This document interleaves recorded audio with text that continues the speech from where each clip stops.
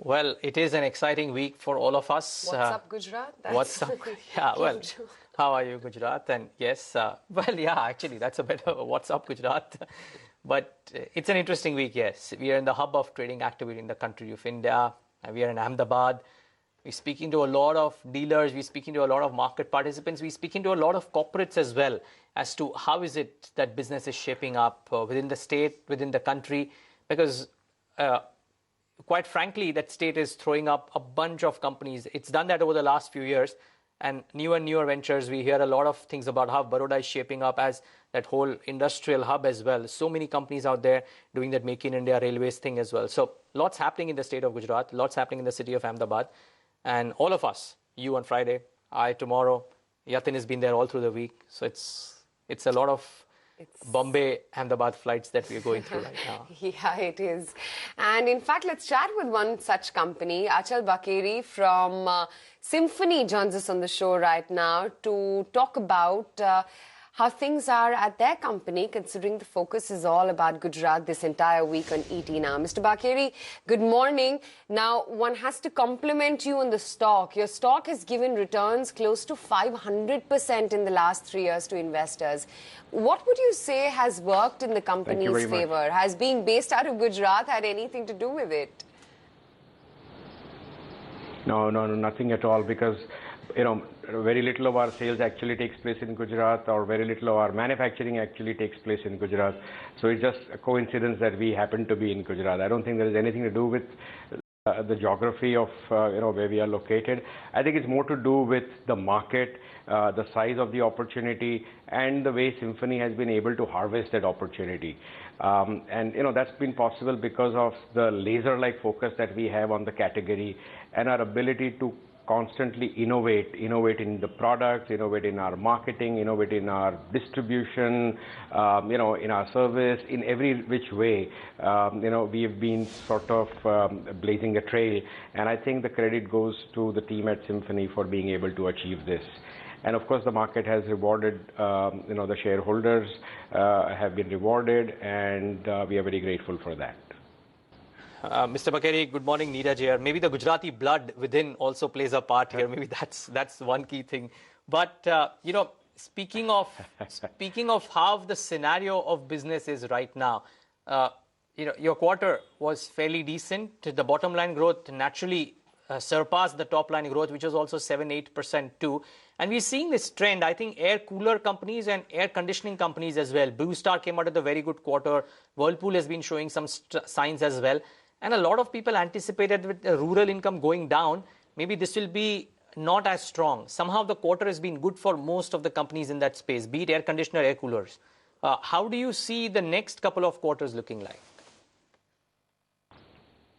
Very honestly, Neeraj, our sort of growth or fortunes are linked more closely to the weather than to the economy. The economy might be growing at 10%, but if the temperatures are not high or consistently high, then our sales would be impacted. And the converse is also true. So our sensitivity is more to the temperatures and the weather than to the general economy. But of course, overall growth in the economy helps. They're putting more money in the pockets or in the homes. But overall, it's the weather that matters more than anything else. And our sales so far in the last quarter, in the September to December quarter, or in the July to September quarter, were all essentially sales to the trade. It's not really secondary sales or sales that consumer offtake. This is essentially a sign of the confidence that the trade has in them being able to sell what they buy from Symphony.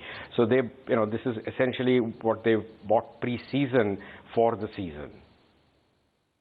I also want to understand, Mr. Bakeri, your plans of going global. You've gone global in the past, but what are the plans there now? Well, as you know, we have a subsidiary in Mexico, which is, has a manufacturing facility, and it caters to Mexico and the US. We have recently acquired a company in China, which is the oldest and the largest air cooler manufacturer in China. And so to that extent, our manufacturing or our presence is global.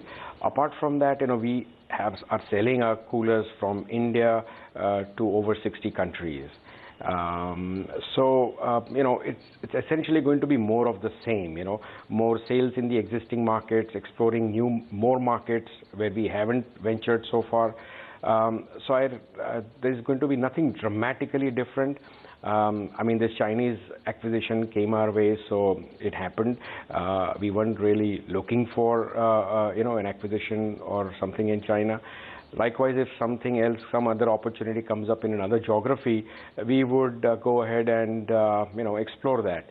But it isn't as if we are actively at this point in time pursuing, anything different than what we have been doing so far. Whom would you say is your nearest competitor? I'm sure you got competition from unorganized as well as organized players. Oh, yes. In the organized, amongst organized players, there are several competitors. I wouldn't be behoove me to really sort of say who they are, but there are all kinds of companies that have got into this business over the last 20 years and more so in the last couple of years.